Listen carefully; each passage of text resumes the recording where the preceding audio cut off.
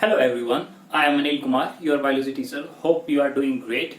This is an introductory video of molecular basis of inheritance. Let's understand what actually this statement means and what we are going to study in this chapter. So अगर इस chapter के अंदर देखिए heading, तो heading के अंदर क्या बताने लग रहा है? इनहेरिटेंस. तो जो आपने पढ़ा है उसके हिसाब से हम थोड़ा चलते हैं. इनहेरिटेंस का मतलब क्या है कि पेरेंट जनरेशन से जो ऑफस्प्रिंग जनरेशन है उसके करेक्टर जो है वो ट्रांसफर हो गए, यानी कि पेरेंट करेक्टर किसके अंदर चले गए, ऑफस्प्रिंग के अंदर जो है वो करेक्टर जो है चले गए. इसको कहते हैं इनहेरिटेंस. हमने जो प्रिंसिपल ऑफ इनहेरिटेंस पढ़ा था उसके अंदर हमने क्या पढ़ा? हमने पढ़ा था कि जो रिप्रोडक्शन है उसके अंदर जो करेक्टर ट्रांसफर होते हैं, फर्स्ट जो ये पेरेंट के करेक्टर कहने लग रहे हैं वो करेक्टर किसका है? फिनोटाइपिक करेक्टर है. एंड फिनोटाइपिक करेक्टर किस तरीके से ऑफस्प्रिंग के अंदर गया? तो जो पेरेंट है उसके गैमेट के अंदर क्या है? एक न्यूक्लियस, और न्यूक्लियस के अंदर क्या है? क्रोमोसोम. और ये क्रोमोसोम और एक दूसरा जो एग है उसका जो क्रोमोसोम है, ये दोनों क्रोमोसोम चले गए किसके अंदर? ऑफस्प्रिंग के अंदर. और जब ऑफस्प्रिंग के अंदर ये क्रोमोसोम गए तो उसकी वजह से ये करेक्टर आए. हमने इन करेक्टर्स को जो नाम दिया हम उसको बोलते हैं जीनोटाइप. तो यानी कि जो करेक्टर है जो अगली जनरेशन के अंदर जाते हैं वे करेक्टर जीन्स के द्वारा जो है ट्रेवल होते हैं. यानी कि हमारा जो आउटर अपीयरेंस है जिसको हम फिनोटाइप कहते हैं वो एक्चुअली आता है किसकी वजह से? जीन की अरेंजमेंट से, जो कि है न्यूक्लियस के अंदर. ठीक है, तो हम यहां पर जो पढ़ने लग रहे हैं वो है मोलिक्यूलर बेसिस. अब मोलिक्यूल का मतलब क्या है? देखिए, कोई भी ऑर्गेनिज्म है वो किससे मिलकर बना है? ऑर्गन सिस्टम से. ऑर्गन सिस्टम किससे मिलकर बना है? ऑर्गन से. ऑर्गन किससे मिलकर बना है? टिश्यू से.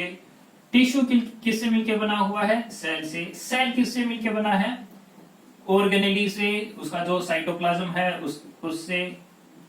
एंड ये किससे मिलकर बने हुए हैं? किसी ना किसी मॉलिक्यूल से, जिसको हमने क्या कहा था? बायोमोलिक्यूल, है ना. 11th के अंदर पढ़ा था, याद है? कुछ थोड़ा सा मुश्किल लगा हुआ चैप्टर, है ना. तो हमने डिफरेंट टाइप के बायोमोलिक्यूल जो है वो पढ़े. जैसे हमने अमीनो एसिड जो है वहां पे पढ़ा था, हमने प्रोटीन जो है वो पढ़ा था, हमने वहां पर कार्बोहाइड्रेट जो है वो पढ़ा था, हमने इसके अलावा जो पॉलीसैकेराइड जो है वो पढ़ा था, हमने इसके अलावा जो फैट जो है उसके बारे में पढ़ा था, फैटी एसिड जो उसके बारे में पढ़ा था. हमने वहां पर डीएनए के बारे में भी पढ़ा था, और किसके बारे में पढ़ा था? हमने आरएनए के बारे में भी और एंजाइम के बारे में भी. तो कुछ एक इंपॉर्टेंट क्वेश्चन है जो आपको ध्यान रखने हैं. इंपॉर्टेंट क्वेश्चन कौन कौन से? नंबर 1, भाई जो जीनोटाइप है, जीनोटाइप यानी जीन का अरेंजमेंट, जीन से किस तरीके से एक फिनोटाइप जो है वो आ जाता है. तो हमने जीन के बारे में पढ़ा भी. जीन जो है वो कुछ जो है डोमिनेंट हो सकते हैं, कुछ जो है रिसेसिव हो सकते हैं. बट द क्वेश्चन इज कि जो फिनोटाइप है यानी कि जो करेक्टर जो है वो आता कैसे है? पॉइंट समझे? तो क्वेश्चन नंबर 1, हाउ जीन या फिर how does the gene get expressed. तो एक जीन किस तरीके से अपने आप को एक्सप्रेस करके करेक्टर देती है, एक तो हम इसके बारे में पढ़ेंगे. ठीक है, तो हम पढ़ेंगे कि there are 2 steps through which gene get express and form a character. तो यानी कि उसके अंदर ट्रांसलेशन ट्रांसक्रिप्शन जो है वो हम पढ़ेंगे इस चैप्टर के अंदर. This is how the gene get जो है एक्सप्रेस. हम इसके अलावा जीन का रेगुलेशन उसके बारे में पढ़ेंगे कि क्या जीन रेगुलेट हो सकती है किसी प्रोटीन के द्वारा और वो करेक्टर एक्सप्रेस हो या ना भी हो. ठीक है, क्या कोई जीन का रेगुलेशन है या नहीं है. ठीक है, हमने यहां पर देख लिया कि बहुत सारे अमीनो एसिड है, प्रोटीन है, डीएनए है, आरएनए, कार्बोहाइड्रेट है, पॉलीसैकेराइड है, फैट है, एंजाइम, इतने सारे मॉलिक्यूल है. लेकिन हम डीएनए को जेनेटिक मटेरियल जो कहने लग रहे हैं, किसने बताया? तो उसके लिए हम क्या पढ़ेंगे? Discovery of genetic material. भाई जेनेटिक मटेरियल डीएनए है, इसकी डिस्कवरी कैसे हुई? कैसे पता चला कि डीएनए ही जेनेटिक मटेरियल है?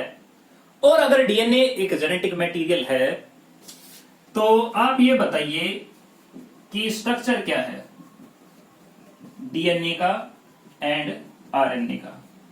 साथ में करैक्टर बताइए, करैक्टर ऑफ जेनेटिक मटेरियल, कि जेनेटिक मटेरियल कौन सा हो सकता है, दूसरे जो है कौन से जो है वो क्यों नहीं हो सकते। इसके बारे में जो थ्योरी जो है वो हम पढ़ेंगे कि डीएनए जो है किस तरह डिस्कवर हुआ, तो इसके जो है ग्रिफ्थ का एक्सपेरिमेंट है, मैक्लोइड एवरी मैकार्टी का एक्सपेरिमेंट है, इसके अलावा हर्शे-चेज का एक्सपेरिमेंट है।